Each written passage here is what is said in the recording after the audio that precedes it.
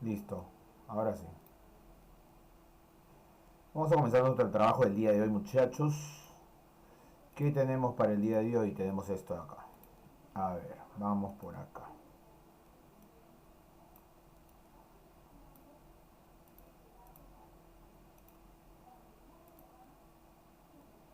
Muy atentos a lo que vamos a desarrollar el día de hoy.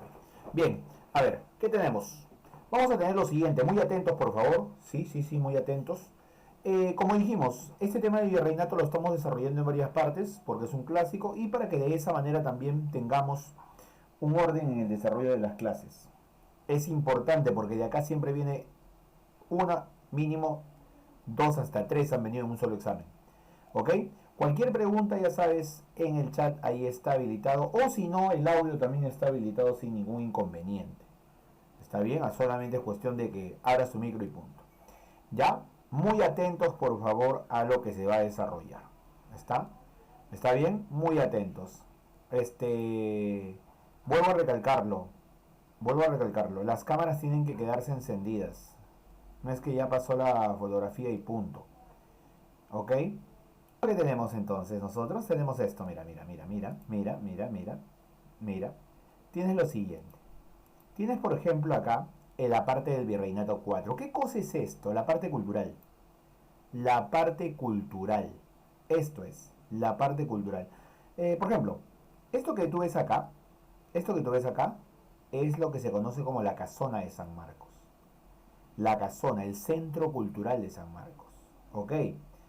Acá están los salones donde la gente se gradúa después de estar en la universidad.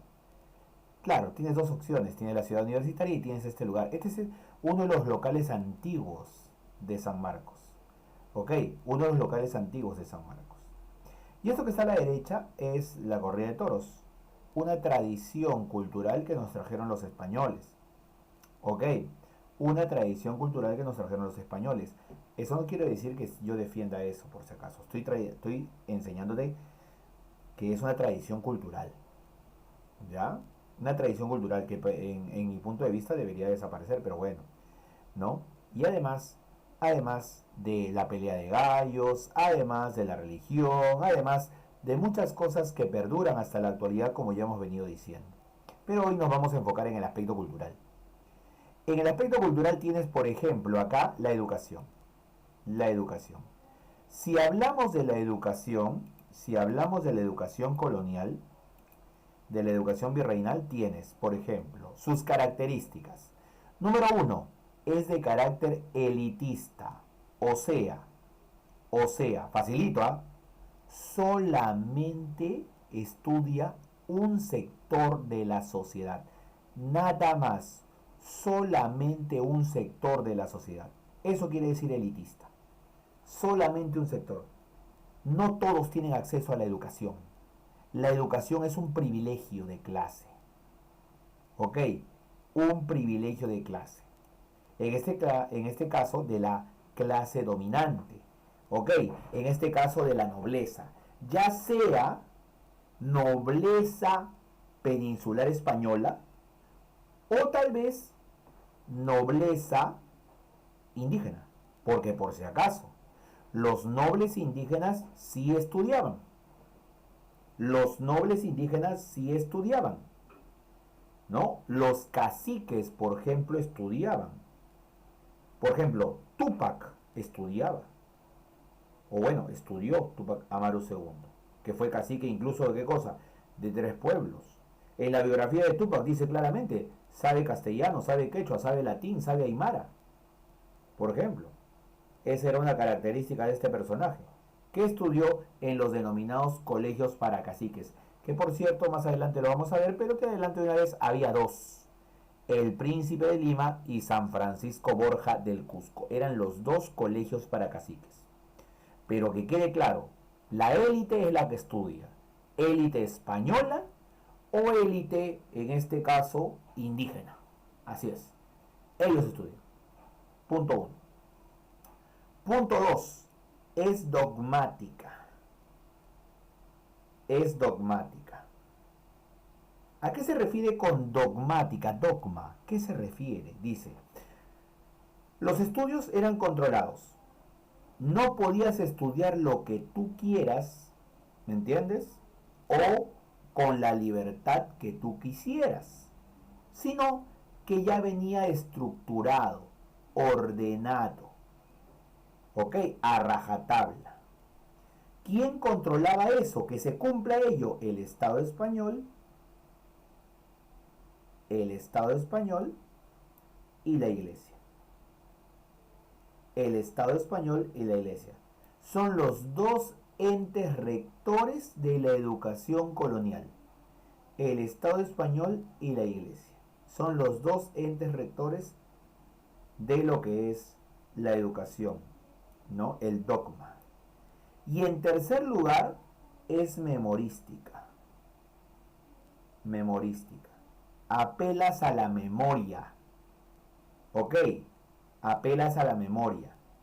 ¿Qué debes hacer? Debes repetir las lecciones y enseñanzas. Se repiten. ¿Ok? Se repiten. Tal cual te las brindaron, tal cual tienes que repetirlas. Ni más ni menos.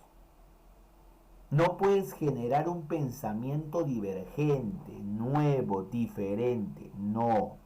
Se repiten tal cual te lo enseñaron. Se preocupaban mucho por las fechas, por ejemplo. Era memorizar fechas. ¿Ya? Era memorizar fechas. No era entender los procesos, qué fue primero, qué fue después, sino fechas. ¿Ok? Esa es la visión memorística de la educación. Entonces, 3 características: elitista, dogmática, memorística. ¿Ok? ¿Ya? Elitista, dogmática, memorística. Esas son las 3 características de la educación colonial. ¿Ok? Y eso continuó hasta el siglo XVIII, recuérdalo. Hasta el siglo XVIII, recuérdalo, hasta el siglo XVIII. Porque después del siglo XVIII ya esto cambiará. Ya esto cambiará. ¿En qué sentido? De que ya no será tan memorística, sino de que ahora se buscará, pues, cierta, entre comillas, libertad. Cierta, entre comillas, libertad. Así de simple. Cierta, entre comillas, libertad. ¿Está bien? Cierta, entre comillas, libertad. Eso fue con las reformas borbónicas, por si acaso. Bien. Estructura de los estudios. A ver, ¿cómo que estructura de los estudios, profesor? En la actualidad se habla, por ejemplo, ¿de qué? Se habla, por ejemplo, de lo que es primaria. No, inicial en sí. Inicial, primaria, secundaria. De eso se habla, ¿sí o no? ¿Ya? Inicial, primaria, secundaria. Son niveles, ¿no? Inicial, primaria, secundaria. Son los niveles clásicos que vamos a tener. ¿Está bien? Entonces, eso es lo que se habla en la actualidad. Pero, para aquellos tiempos se hablaba de la siguiente manera. Se hablaba de las primeras letras, así era lo primero, las primeras letras, ¿ya? ¿Ya? ¿Qué se enseñaba en las primeras letras? Se enseñaba, por ejemplo, lectura, escritura, operaciones básicas. Lectura, escritura, operaciones básicas. Eso te enseñaban. ¿Ok? Lectura, escritura y operaciones básicas. Y, por cierto, lo que nunca faltaba. ¿Qué cosa? Doctrina cristiana. No. Esto nunca falta. Esto nunca falta. La doctrina cristiana tiene que ir sí o sí. ¿Me entiendes? Es un acompañante número 1, primordial. La doctrina cristiana. Tiene que ir sí o sí. ¿No? Eso va acompañado en todo momento. En todos los niveles. Así es, en todos los niveles. Ya está. Esas son las primeras letras. Luego vienen los estudios menores, que son los colegios menores. Ahí te enseñan qué cosa. Lo mismo más el latín. Lo mismo más el latín. ¿Ok? Porque muchas de las palabras provenían justamente del latín. ¿Eh? sobre todo las palabras de carácter religioso. Así es, las palabras de carácter religioso. Y luego vienen, ¿qué cosa? Los estudios mayores. Los estudios mayores. Ahí está, los estudios mayores. ¿En dónde? En el colegio, no, en este caso había colegios menores y colegios mayores, ¿sí o no? Así es, había colegios menores y colegios mayores. Acá los colegios mayores. Los estudios mayores en los cuales se dictaban clases de ¿qué le aumentas a todo esto? A todo esto anterior le aumentas filosofía y arte. Filosofía y arte. Filosofía y arte. Pero filosofía no para hacerte pensar, sino para poder fundamentar el pensamiento memorístico, el pensamiento dogmático de aquellos tiempos. Solamente para eso, para fundamentar ese pensamiento. ¿Está bien? Esa era la idea, para fundamentar ese pensamiento. Ya está, ya. Listo, entonces, ¿eso qué cosa era? Los estudios mayores. Entonces, colegios menores, colegios mayores, y acá las primeras letras que vendrían a ser algo así como parte de la primaria. Parte de la primaria. Mira, ya te he dicho, concreto, 3 características de la educación colonial y cómo está estructurado. ¿No? Ya te he dicho eso, ¿eh? Cómo está estructurado. Entonces, date cuenta de eso, ¿eh? Mira lo que te he mencionado. Ahora, ¿qué más? Acá está. Acá está. Mira por acá. Centros de estudio. ¿Cuáles son los centros de estudio que va a haber? ¿Cuáles son los centros de estudio que va a haber? Mira, centros de estudio. ¿Cuáles son esos centros de estudio? Mira, colegios reales o mayores. Ya te dije que había menores, pero estos son los colegios reales o mayores. ¿Qué son? Son, lo primero, internados. No sales. No sales. ¿Ya? Te enseñaban los mismos cursos que en la universidad. Los mismos cursos que en la universidad. ¿Sabes cuál era la diferencia? ¿No? Porque ahí teníamos el Colegio San Pablo, San Martín, San Bernardo del Cusco. ¿Sabes cuál era la diferencia? De que los colegios mayores no te entregaban títulos. No te entregaban títulos. Así es. No te entregaban títulos. Eso pasaba. No te entregaban títulos. Esa era la diferencia. Podías tener la misma enseñanza, pero el título no. Por si acaso. El título no. Colegio San Pablo, Colegio San Martín, Colegio San Bernardo. ¿Está bien? ¿Ya? La misma enseñanza, pero no podías tener un título. Y no te olvides que el título, o mejor dicho, el grado, es bachiller. El título simplemente es un documento que te licencia como profesional. Nada más. Más importante es el bachiller. Teniendo tu bachiller, tú ya puedes acceder a un siguiente nivel. No es necesario el título, como algunos piensan. ¿No? Algunos piensan. Por si acaso. ¿Está bien? Entonces, ¿cómo se llama eso? Colegios mayores. San Pablo, San Martín, San Bernardo. Esos son. A ver. Luego de eso, ¿qué más vamos a tener? Las universidades. Esa parte, por favor, léemela, Juan.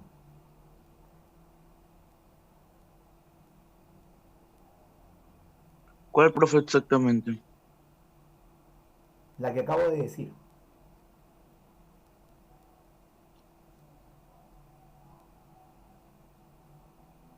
No la escuché bien. ¿No escuchaste bien? Ya. No. Es que apaga la otra pantalla que tienes prendida, pues. Deja de ver lo que estás viendo y acércate a la clase y toma atención a la clase. ¿Puedes hacer eso? Sí, profe. A ver, te espero. Centro de estudios superiores que otorgan grados académicos. Continúa. Ejemplo real y patificio. Patificio. Un- Pontificio. Ese no es una A. Ah, es una pontificia. Universidad San Marcos, Universidad de San Cristóbal de Huamanga, Universidad de San Antonio de Abad del Cusco y Universidad de San Agustín de Arequipa. Esas son las universidades que nacieron en aquella época. Muchas gracias. Ok. Y debido a que Juan estuvo un poco desatento por ciertos problemitas, recuerda, Juan, colegios reales o mayores, estudias lo mismo que la universidad, pero no te entregan tu título. No te entregan tu título. Esa sería la diferencia frente a lo que acabas de leer, que es la universidad. Que estudias esos cursos y además te entregan tu título. Así es. Por si acaso, esa sería la diferencia. Y cualquiera podría decir, profe, pero es que voy a la universidad de frente. Es que a veces no era así. Tú podías ingresar libremente a la universidad, ¿ok? Pero tenías que llenar cuáles son tus créditos. Y esos créditos el profe te los aprobaba. Y de acuerdo a los créditos que llevabas, tú acumulabas créditos y alcanzabas el bachiller. Así era la situación. Con créditos. Porque tú sabes que acá en la universidad cada curso tiene un puntaje. Esos puntajes se llaman créditos. Y que al año tú tienes que cumplir ciertos créditos. Por eso hay estudiantes que en algunas facultades tienen la oportunidad de adelantar cursos y otros dejan cursos. No llevan 8, llevan 6 y entonces van debiendo créditos. O sea, van debiendo cursos para llevarlos el próximo año. Y así sucesivamente. Eso se puede hacer. ¿Ok? Entonces, las universidades, centros de educación superior, otorgan grados académicos. Esa es la diferencia. Ahora, ¿cuál es la primera de todas? De hecho, que San Marcos. Luego le sigue la Universidad San Cristóbal de Huamanga, Ayacucho, la San Antonio Abad del Cusco y la San Agustín de Arequipa, la UNSA, como algunos conocen, ¿no? La UNSA, Universidad Nacional San Agustín, la UNSA. Ese es en centros de estudio.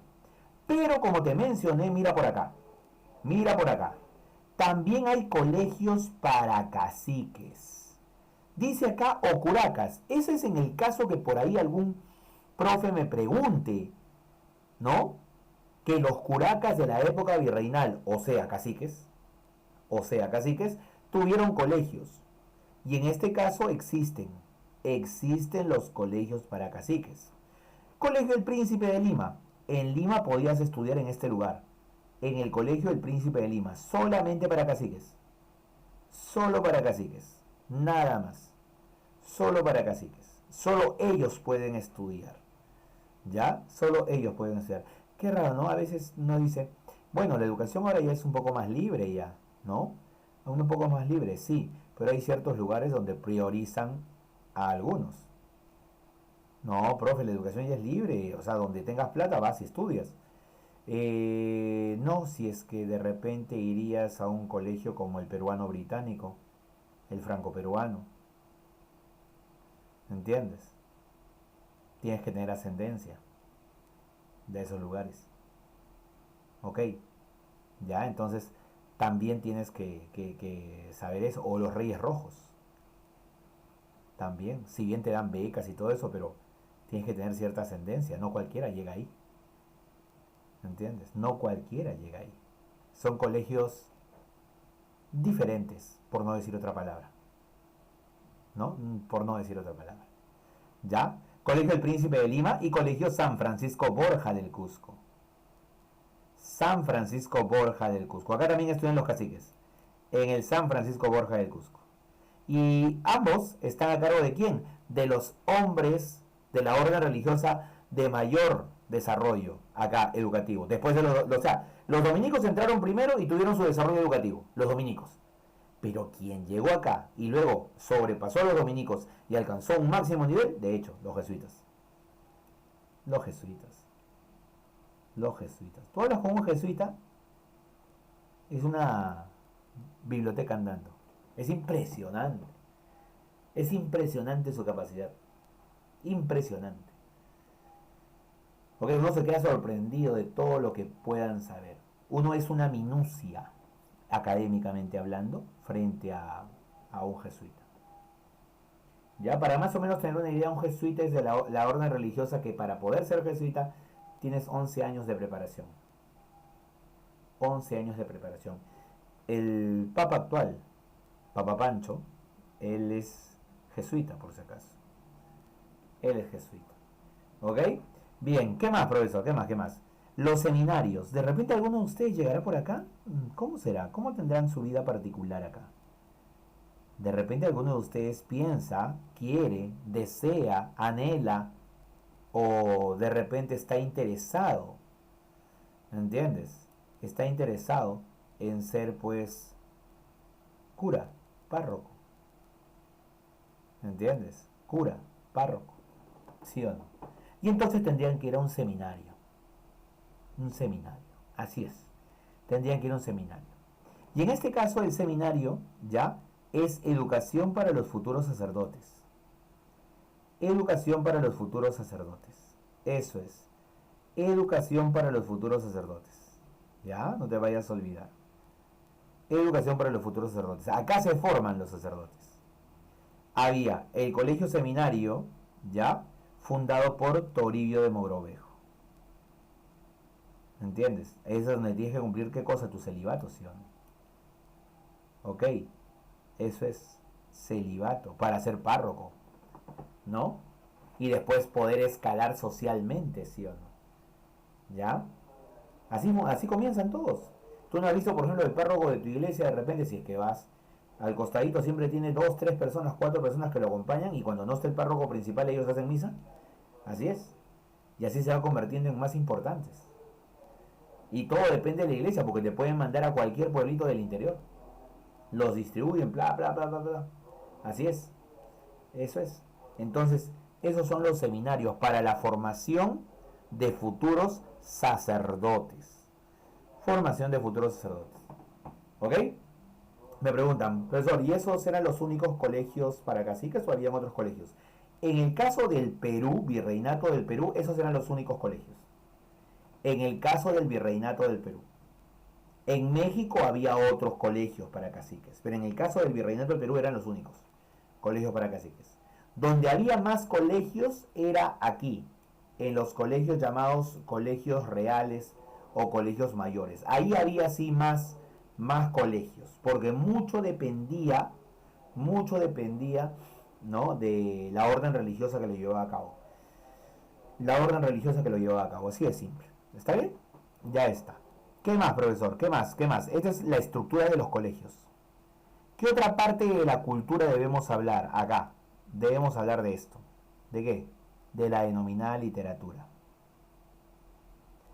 De la denominada literatura. Profe, ¿qué tiene que ver la literatura con la historia? La cuestión bastante. Porque nosotros acá en el Tahuantinsuyo, cuando éramos libres e independientes, no teníamos escritura ni nada por el estilo.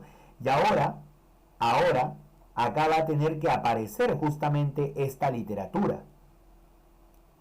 Tenemos lo siguiente, por ejemplo, ¿quiénes son los más relevantes? De esos 6 que tenemos ahí, Antonio Ricardo. ¿Por qué es importante? Es importante por su obra Doctrina Cristiana y Catecismo para la Instrucción de Indios. En una sola palabra, ¿qué te voy a preguntar? ¿Qué me vas a decir? ¿Qué te pueden preguntar? El catecismo que servía para la evangelización era este. El catecismo. Tú sabes que los indígenas eran evangelizados. Ya. ¿Cuál catecismo utilizaban? El de Antonio Ricardo, el que está acá. Es el catecismo que sirve para la evangelización de indios. Punto. Es el catecismo que sirve para la evangelización de indios.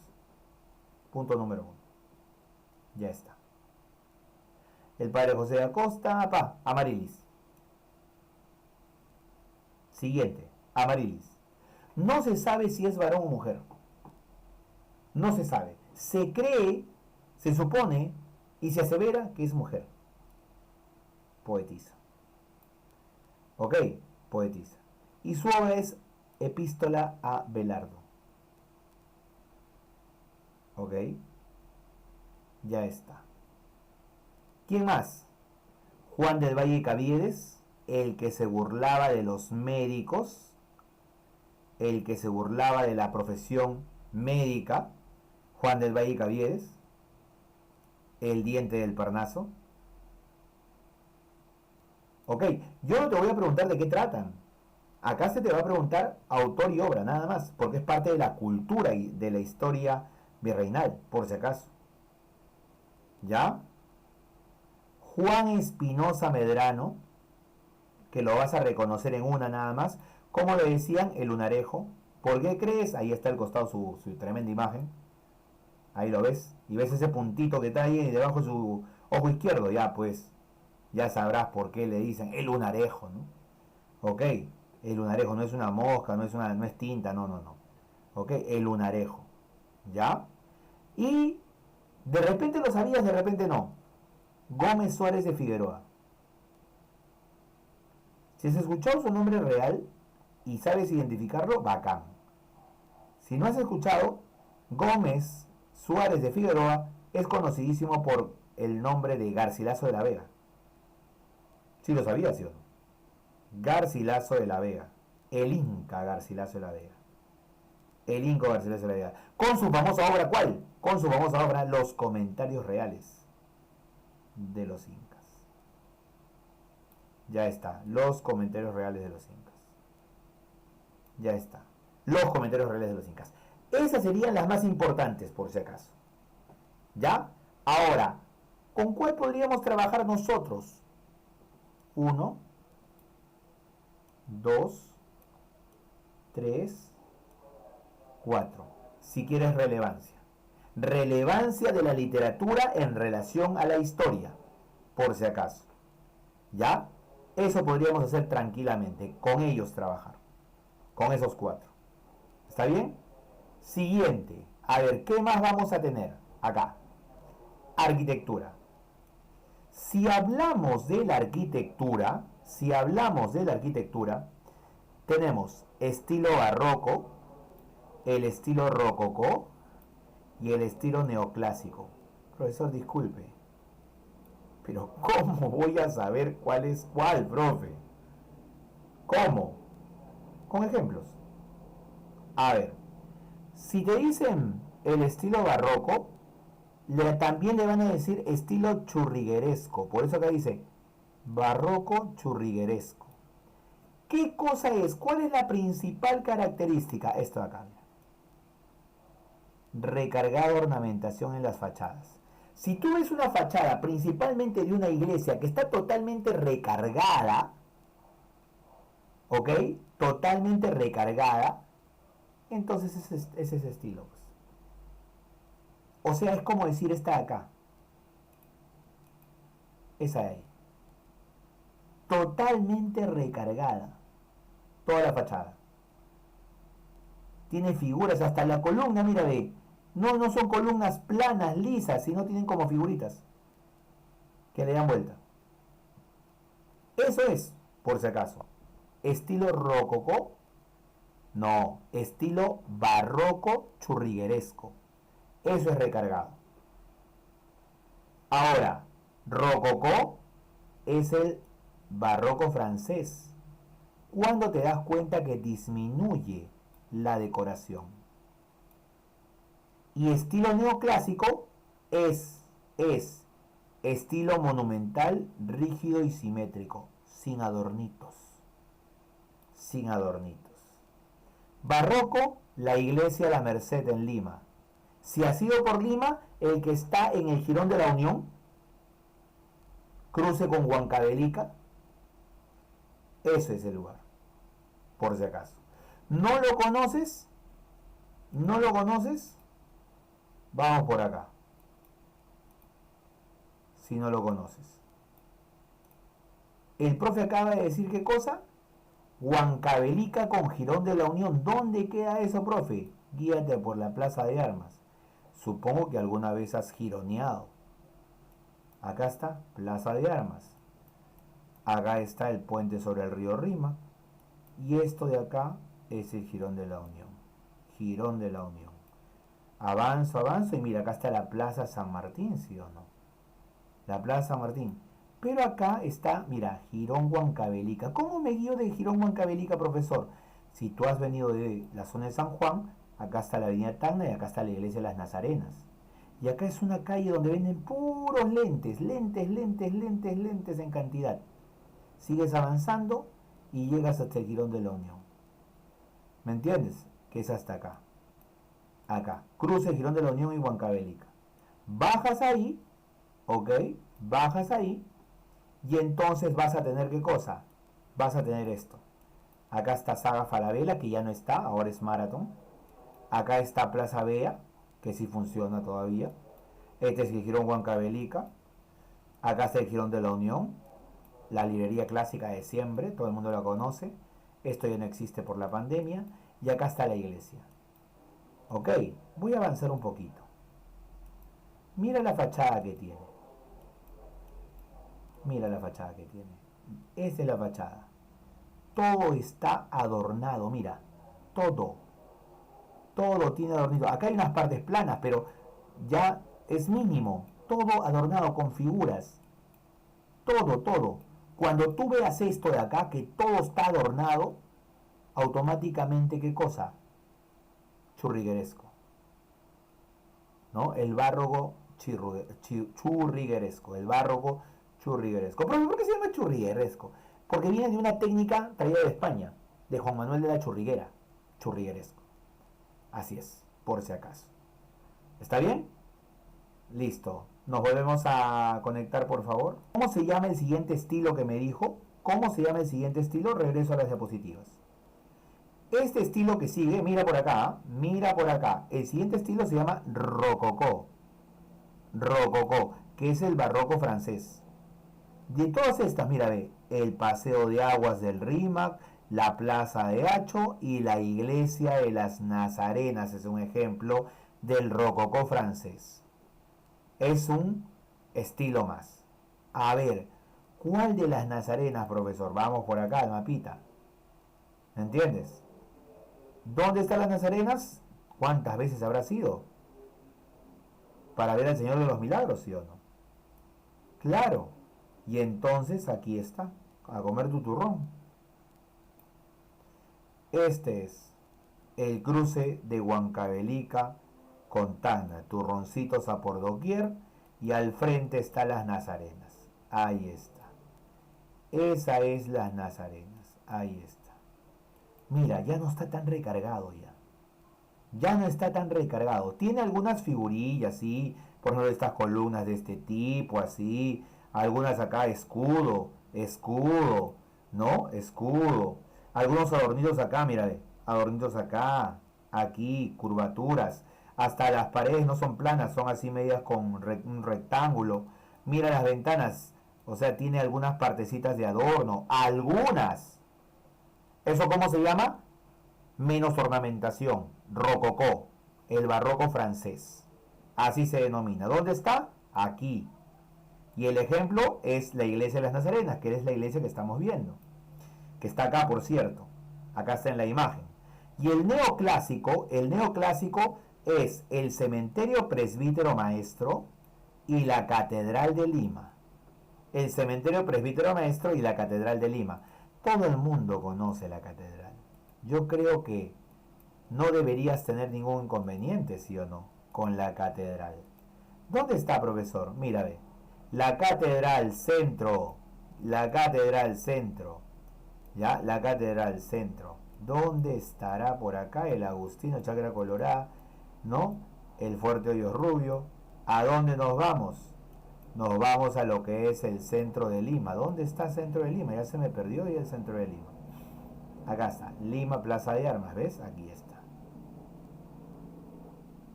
Aquí está. Y este es el lugar. ¿Ok? Este es el lugar. ¿Ya? Bajo un ratito acá y mira, ve. Ahí está. ¿Qué estilo es este? Es el neoclásico. Más plano. Menos adorno. Parecido al rococó francés, profesor, sí. Pero más plano. Hasta mira, ve. Más plano en las torres. En los costados, más plano. No tiene tanta figura. Mira esta columna de acá. ¿Me entiendes? Nada, más plano. ¿Ok? Ya, incluso hasta las columnas, mira, toda la columna plana. Acá arriba nada más. Y acá arriba el adorno, ¿por qué? Tal como Roma, pues. Roma tenía este tipo de columnas, ¿no? Grecia tenía este tipo de columnas, ¿sí o no? Ya, pues sí, mira. Ahí lo utilizan. Esta es la catedral que se encuentra en el centro de Lima, frente a Palacio de Gobierno. ¿Estilo qué cosa? El estilo neoclásico. Aspirando a ser Grecia y Roma. Ahí está, ¿ve? ¿Ya? Eso es lo que vamos a tener. Ahí está, neoclásico. Monumental, rígido y simétrico. O sea, si le ponen la imagen de la izquierda, barroco churrigueresco. Del centro, rococó, barroco francés. Y de la derecha, neoclásico. Neoclásico. Esas son las formas que vamos a tener, por si acaso. ¿Sale? Profesor, disculpe, ¿cuál era el primero, el barroco churresco? No, acá está, ¿eh? Barroco churrigueresco. Churrigueresco. Churrigueresco. El apellido del señor que da origen a esto es Churriguera. Churriguera. Churriguera. Y de ahí viene churrigueresco. Y es así El como su nombre. segundo es el rococo, ¿no? Exacto. El estilo rococó francés. Rococó. El estilo rococó. Y el tercero es el neoclásico, que se parece a Grecia y Roma. ¿Ya? Así es. Siguiente. En pintura. ¿Qué vamos a tener en pintura? La pintura colonial, la pintura virreinal. Tienes la escuela italiana o limeña, que son los extranjeros que vinieron acá a desarrollar su arte, nada más. Bernardo Vitti y Mateo Pérez Alesio. Resaltan cada uno con su obra y punto, nada más. La escuela italiano-limeña es la influencia externa en el desarrollo de nuestra pintura, pero lo que no va a fallar y va a resaltar sobre todo en pintura es esto, la escuela cusqueña. La escuela cusqueña, ¿no? ¿Qué expresaron? Expresaron la religiosidad que le habían enseñado los españoles en relación al antepasado incaico. En relación al antepasado incaico. Eso es lo que expresaron. ¿Ok? ¿Qué le trajeron los españoles? Y agarrar, causar el sincretismo para buscar un estilo nuevo. ¿Quién es el más famoso de todos ellos? ¿De quién te voy a preguntar? El único. Diego Quispetito. Diego Quispetito. Representante máximo de la escuela cusqueña. Representante máximo de la escuela cusqueña. Acá, a la derecha tienes, por ejemplo, arriba, la escuela italiana, justamente lo que traían ellos. Los que traían Vitti y Mateo Pérez Alesio. Pero la escuela cusqueña está aquí abajo. ¿Qué relación vas a encontrar entre la evangelización que le hacían a los andinos y los incas? ¿Qué relación hay acá? ¿Qué es lo que este cuadro es conocido a nivel internacional, sí o no?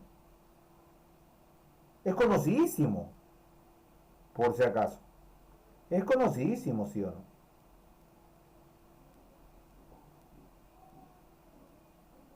Si este es conocidísimo, la última cena, ¿dónde está el aporte de Diego Quispetito?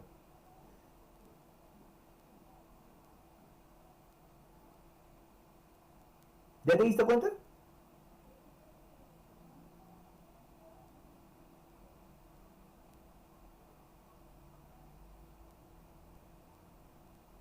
Nadie se ha dado cuenta.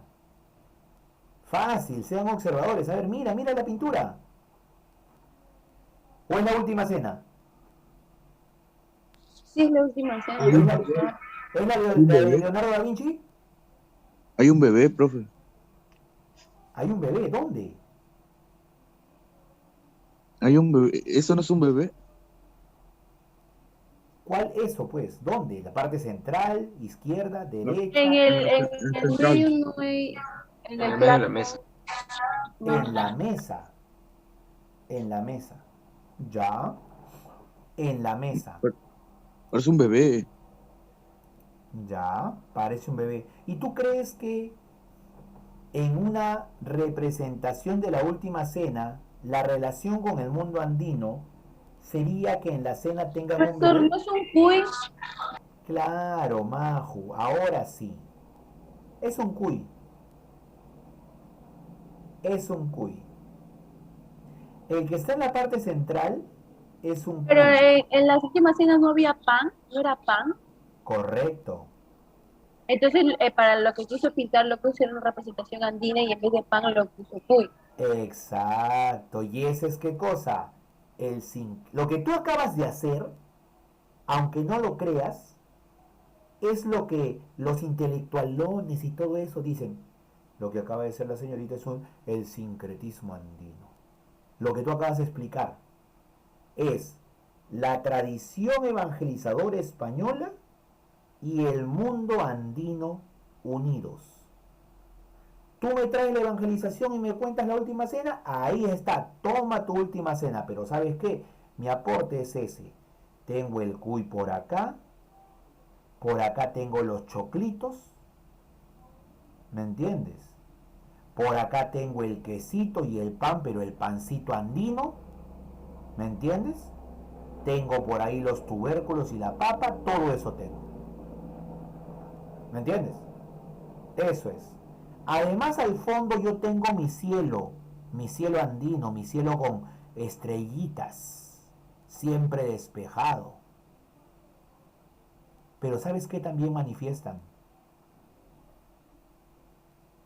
¿Cómo los tratan?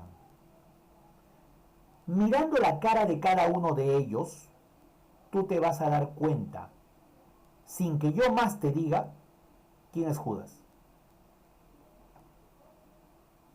Profesor, el que está mirando para atrás. ¿Ya? O sea, hacia nosotros o en contra de nosotros. Profesor, el que nos está mirando prácticamente a nosotros. Exacto, exacto, él es Judas. Y yo no he dicho nada. Pero ¿por qué crees que es él, Richard? Porque a comparación de los otros, él es el único que está mirando en dirección contraria. Porque todos están mirando a Jesús, a comparación de él. Da la contra, ¿no? Esa es una buena aseveración. El de la escuela cusqueña te diría, lo que yo quiero manifestar es, ¿quién es el más oscuro de todos?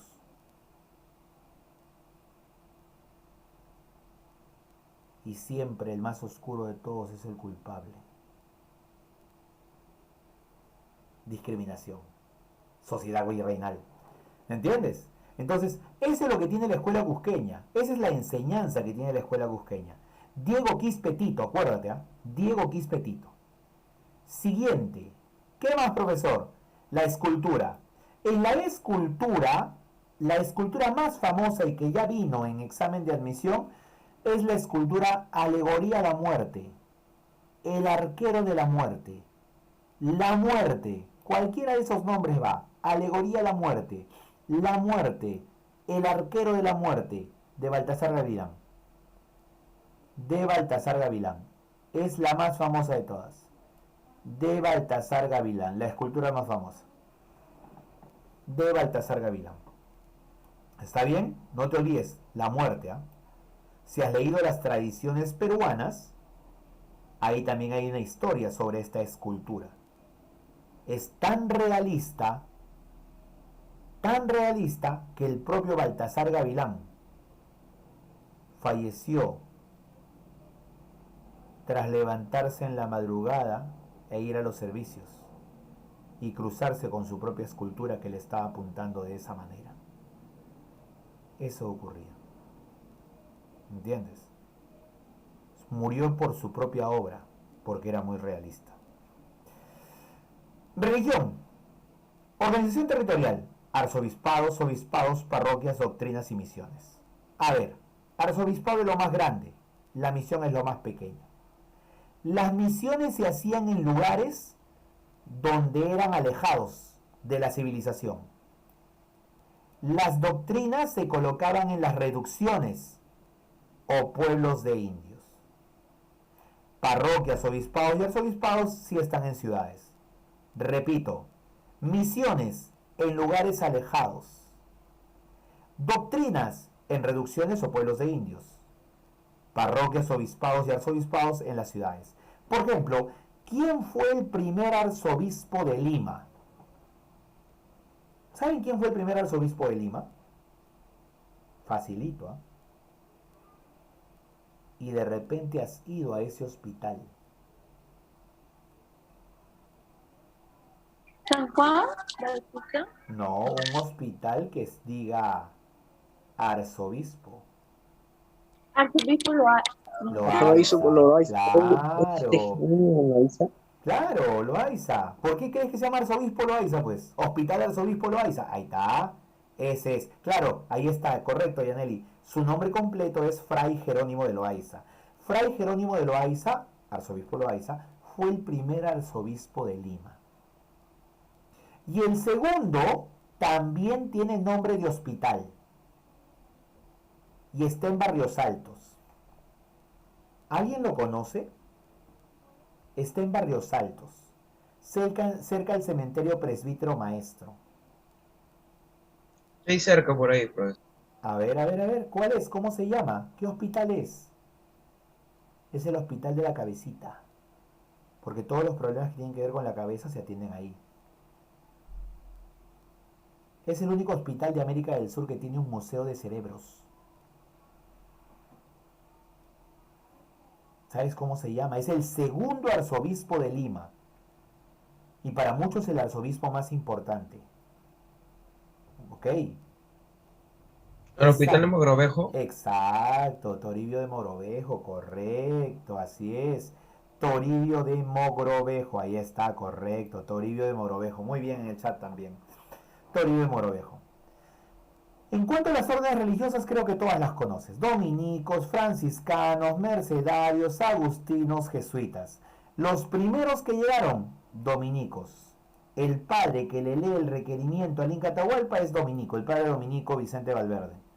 Los que fundan la Universidad de San Marcos son los dominicos. ¿Ok? Pero los que alcanzaron un nivel altísimo en cuanto a la cuestión educativa, los jesuitas. Como ya te lo dije. Los jesuitas. La extirpación de idolatrías es acabar con el pensamiento, con las creencias del mundo andino. Hay que extirpar, sacar de raíz los pensamientos andinos. Extirpación de idolatrías. Eso es. Extirpación de idolatrías. Hay que sacar de raíz los pensamientos andinos.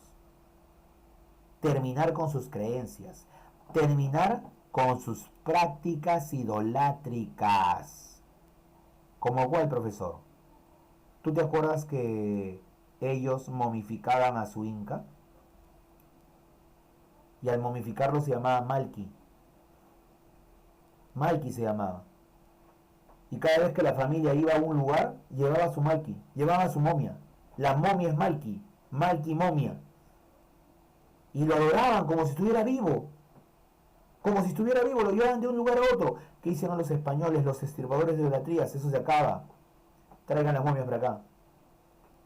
Y se les quemó a esas momias, se les incineró para acabar con esa creencia. Así es. Para acabar con esa creencia. Así de simple. Es como acabar con qué. De repente tu abuelita tiene un espacio ahí, sus santitos, sus velitas, sus cartoncitos, sus tarjetitas. Ya, un día desaparece todo eso. Un día desaparece todo eso. Si tú agarras y le botas todo eso, estarías actuando como un extirpador de idolatrías, acabando con sus creencias. Tú podrías decir, pero no vale, mi profe, porque son cartoncitos, son cosas que no valen, ocupan espacio por las puras. Estás acabando con sus creencias. Ese es extirpar idolatrías. ¿Entiendes? Profesor, yo he visto hasta que tiene qué cosa, el pañuelo de mi abuelito, no lo olvida, y ahí lo tiene guardadito, y ahí le pone su velita y todo eso. Bótale el pañuelo. Estarías extirpando idolatrías. Porque ellos los que adoran eso, tienen pensamiento de que esas cosas, esos objetos, tienen como con un ente vivo ahí, como si estuvieran presentes. Por eso cuando hablan de que no le pusiste la vela, algo se equivocó, algo se cayó, algo ocurrió, ¿qué dicen? No, está molesto. Hasta le dan una explicación a la forma como cae la cera de la vela.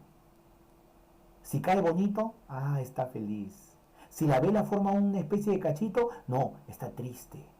Se han olvidado de él.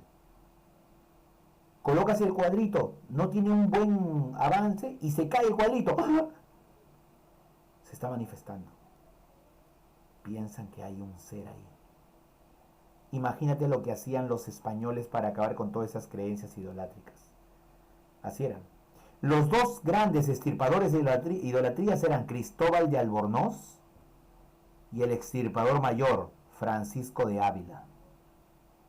Se iban por distintos pueblos a conseguir esos objetos, quemarlos, incinerarlos, que era la mejor forma de desaparecerlos. Y el Tribunal del Santo Oficio de la Santa Inquisición, traído por el virrey Francisco de Toledo, para cuidar la fe. Su objetivo principal era preservar la fe católica, pero además eso incluía la moral, las buenas costumbres. ¿Ok? Por ejemplo, castigaba las infidelidades, no te olvides. ¿Tú te imaginas una institución que castigue las infidelidades? Eso había en el virreinato. Y las infidelidades eran castigadas en un acto público que se llamaban los autos de fe, donde ese infiel era paseado en un burro montado al revés, con una especie de sombrero grande y con una vestimenta especial llamado San Benito. Eso hacía el Tribunal de la Santa Inquisición. Profe, pero ¿cuál era el castigo? No es que te latigaban, ahí no, pues eso era cuando eras más fuerte lo que habías hecho. Dime, Richard.